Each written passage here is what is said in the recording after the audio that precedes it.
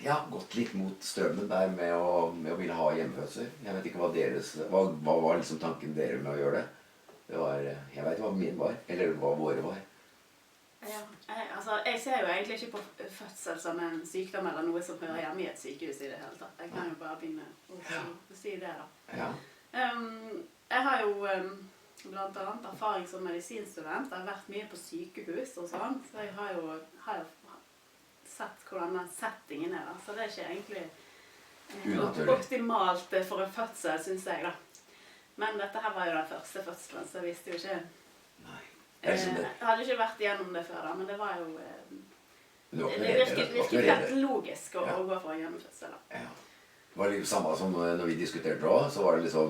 Ja, men Svein, jeg må føle meg trygg på en måte. Jeg må føle at jeg i det naturlige... Det husker jeg eksen min sa da. Og jeg var... Ja, men tør du det liksom? Ja. Jeg tør mer det enn å ligge med ukjente og føle liksom at jeg ikke har den hjemmegreia hvor jeg kan liksom på en måte være 100% meg selv. Og at det var liksom en drivkraft. Pluss at sikkert det samme som du sier at... Det er jo helt naturlig. Altså, hvordan skjedde det før det var sykehus? Hvordan skjedde det før i tida?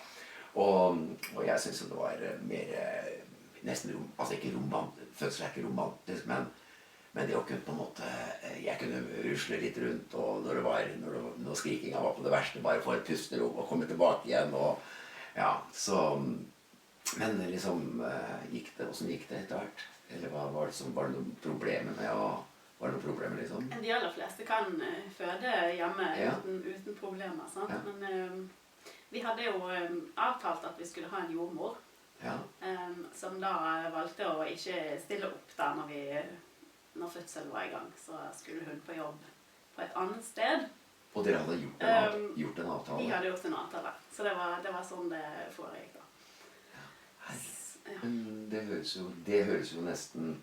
Altså, hvordan hadde booket seg dobbeltbooket da, på en måte, eller? Ja, altså, en fødsel vet man jo ikke, kan man jo ikke planlegge sånn sett, men det ligger jo litt i at man hjemme i jordmor, at man skulle kunne stille opp når fødselen kommer. Og det, når fikk dere beskjed om det? Nei, det var vi fikk egentlig bare beskjed om at vi måtte klare oss selv eller overføres til sykehus, det var det hun sa. Og det var fødselen natt forestående da. Da var det begynt å... Ja. Vene var begynt, eller? Ja. Ja. Nei, altså vi hadde jo masse, det husker jeg jo, vi hadde jo en jordmor som vi på en måte hadde fått anbefalt, og så hadde vi masse eller vi i hvert fall traff henne kanskje 2 eller 3 ganger, og snakket igjennom det, og liksom for og imot, og hun var veldig sånn, hun var veldig for hjemmefødsel, akkurat på samme måten som vi var, og dere også da, det med å gjøre det naturlig, hun skulle blande seg minst mulig, sånne type ting da, og hun kom selvfølgelig med en gang det var behov for det da. Ja, jeg kan jo nevne, vi har jo hatt 2 fødsler, og den andre gikk jo på en helt annen måte. Det var jo en annen jordmor som også var en hjemmejordmor som kom med en gang. Hun var jo der på 15 minutter, og det var jo en helt annen opplevelse enn det du får på et sykehus. Ja. Da var det sånn som du håpet. Ja. Men det var ikke noe i veien med noen ting sånn sett. Men det var jo det at vi ble jo sviktet på det groveste når vi skulle gjøre dette her hjemme da. Så vi endte jo opp med... Hvordan reagerte du da? På når hun ikke kom på første? Løsningsorientert. Ja. Og da tenkte du, her må vi bare... Ja. Nei, altså vi hadde jo... 2 valg på en måte da, eller? Vi hadde 2 valg. Vi måtte velge om vi skal gjøre det selv, eller komme oss av gårde.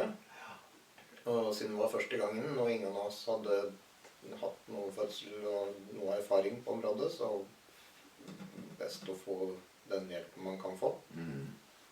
Så da var det neste valget, skal vi kjøre selv, eller skal vi ringe ambulanse?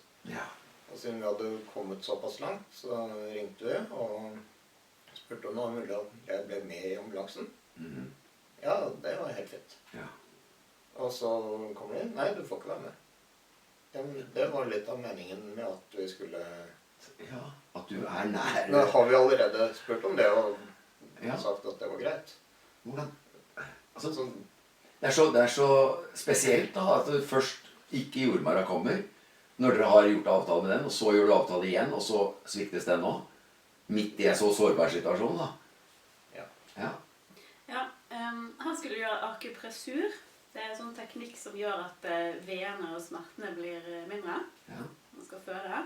Så det var jo planen at han skulle hjelpe meg med det. Ja. Og derfor så ønsket jo vi at han skulle være i ambulansen sammen med meg bak i ambulansen. Og det var jo noe som vi fikk klarsignal til. Og da sa vi ja, vi vil gjerne at ambulansen kommer her på. Ja. Vi innser jo i ettertid at det ville vært tryggere å reise dit selv eller å bare bli hjemme, faktisk. Ja. Men det var det som skjedde der i hvert fall. Ja. Men kom du deg ikke inn i ambulansen, eller klarte du å overtale dem? Jeg fikk overtalt dem til at jeg kunne sitte foran. Ja. Så ikke... Ikke bak, og så spurte jeg kommer dere til å gi en akupressur, da? Ja. Ja, ja. Og så sitter jeg foran og snur meg. Ingenting skjer. Absolutt ingenting. Men de strapper dem godt fast. Hæ? De strapper dem godt fast. Du blir lagt i en helt unaturlig posisjon for en fødsel. Sant? Du blir lagt på ryggen i en seng eller på en båre.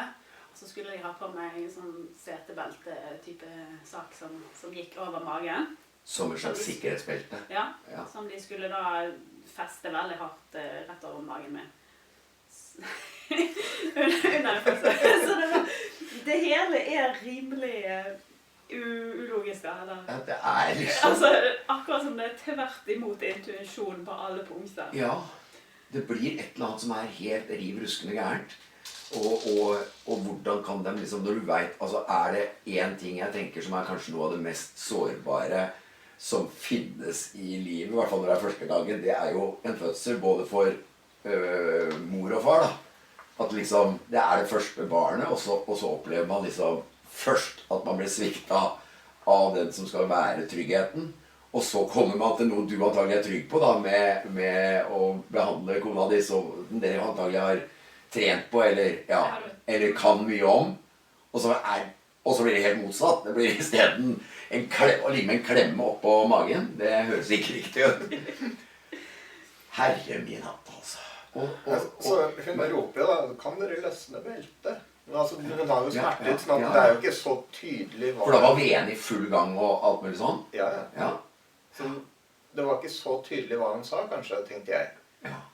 Så på et tidspunkt etter at hun hadde ropt og gjentatt veldig mange ganger, så spør jeg, kan dere ikke bare løsne beltet litt? Og hva svarer hun da? Nei, da har de jo skrevet i bekymringsmeldingen at far er instruerende.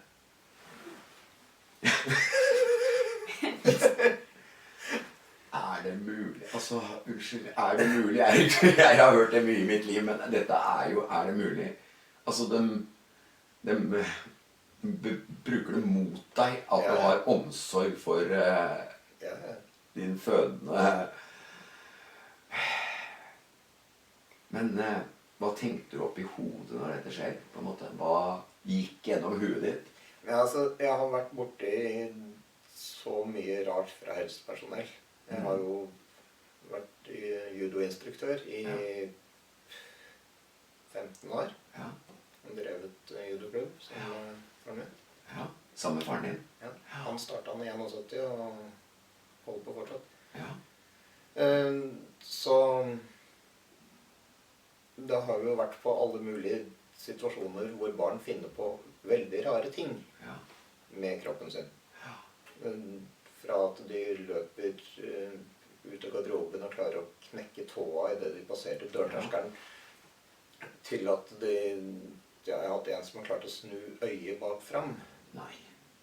Så det er veldig mye rart man kommer borti når man holder på med Ja, og få en del kontakt idrett, med helsevesenet og førstehjelp og Ja. Så jeg hadde særlig en situasjon hvor det var en som jeg så at han fikk bøyd ryggen helt feil vei på stevnet. Ja. Og da kom jo førstehjelp og skulle kjøle ned. Det er jo stikk motsatt av det man skal. Ja. Så jeg løper fram der og gjør det motsatte. Jeg roper til alle folk, skaff jakker. Så du får pakka dem inn, og så prøver jeg å få flyttet på plass nerver og helt tatt reparere ryggen hans. Mens han ligger der før man begynner å gjøre noe som helst annet. Og disse ambulansefolka, de backer helt vekk. De visste ikke hva de skulle gjøre, og det var jo helt tydelig også. De skjønte selv at de ikke visste hva de skulle gjøre. Så når jeg hoppet inn der og tok over hele styringen, så trakk de seg unna, og faren til denne gutten, han var vel 15-16 år, tenker jeg. Ja, gutten var 15-16. Noe sånt, ja. Ja. Så faren hans skjønte med en gang at jeg hadde kontroll. Ja. Og han fikk tak i masse jakker, fikk folk til å hente fram videoene, sånn at jeg kunne se hvordan ryggen hadde blitt bøyd. Og, Var det nesten et brudd, eller? ja, altså, når du får bøyd ryggen din nesten 90 grader baklengs, Ja. da Strekker du i hvert fall, eller ryker noen... Da er det ting som sklir litt vekk fra der det skal være. Ja. Så, Og det å fryse den, da, det... nei, fryser man... Altså, poenget med å fryse er jo at du skal få stoppet indre blødninger. Ja. Men når det går på denne typen ting med nerver som er feilplassert, så er det verste du kan gjøre er å fryse den ned, for da Stanser du... da får du ikke dratt det på riktig plass igjen. Altså. Nei, jeg skjønner. De Det trekker mener seg jeg. sånn. Ja. Så jeg måtte jo bare gjøre det stikk motsatte. Ja. Og holdt varmen på den, og så prøve å fikle under jakken og trekke det på plass. Ja. Og jeg fikk den jo opp og gå igjen. Du gjorde det i løpet av Ja. samme dagen, ja. Så i løpet av mens bare stoppet stevnen og alt noe sånt. Ja. Så det tok ikke... Jeg aner ikke hvor lang tid det tok, men det tok ikke veldig lang tid før han var i stand til å stå. Han hadde vondt, men han sto og kunne bevege seg. Og da kunne jeg sende på legevakta. Ja. Sånn at jeg fikk gjort en ordentlig undersøkelse. Men hvordan var reaksjonen til ambulansen når du... Ikke sant, i og med at du allerede... Nei, Ja. de trakk seg helt vekk, så de... Men følte du at du... Hvordan ble du ivaret? Altså, var de glad for at du brøt inn? Jeg tror jeg så lettelsens blikk fra For de skjønte at de var på den ene tennis. der i hvert fall. Ja, for det er tross alt... Altså, vi vet jo at vi skal snakke om mye spesielle ting rundt både helsevesen og barnevern etter hvert. Så liksom det å vite hvordan noen reagerer på en måte, og kanskje være litt inkompetente da, det er jo en del av, synes jeg, mye av det som vi ser i helsevesenet, at stolthet og inkompetanse og sånn, det blir svart med angrep da, på en måte. Ja. Men her følte du i hvert fall at det var, du ble... Jeg har jo ingen opplæring på dette i det hele tatt. Det er jo kun... egentlig opplæringen er min fars iski, altså. Ja, ja. Men Sånn at det tror jeg barna mine sier nå, for jeg hadde jækla mye vondt i ryggen før, altså, når de var små og sånn. ja, nei, jeg har jo tråkka rundt på faren min fra jeg ble tung nok til at det hadde en betydning. Det er litt likt min far også, vet du.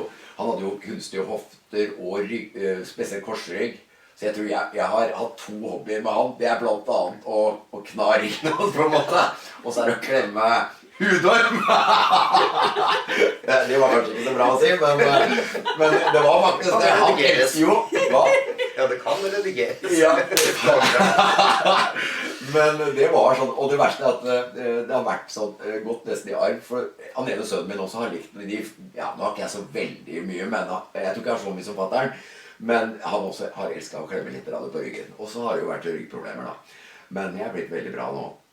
Men ok, så ja, ikke sant, det var ambulansen, vi er jo ikke ferdig med ambulanseturen enda, men fikk du gjennomslag, eller hvordan... Ja, altså, de gjorde jo akkurat det. De slakka litt på veltene. Ja, slakka på veltene. Men de tok seg tydeligvis så nær av det at det måtte sendes bekymringsmelding.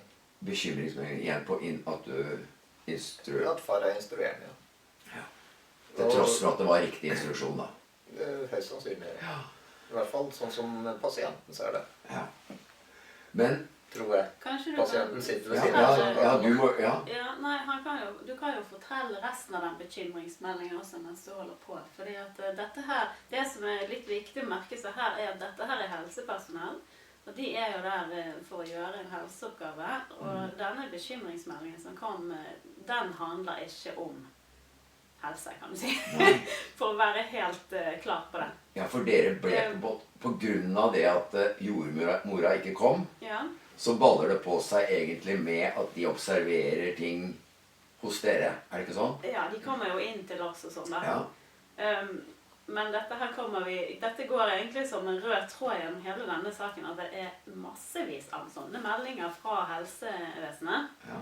Og mest av alt fra de som kaller seg helsesøstre, eller helsesykepleiere. Og det handler jo aldri om det temaet eller det faget som de har en oppgave å gjøre Nei.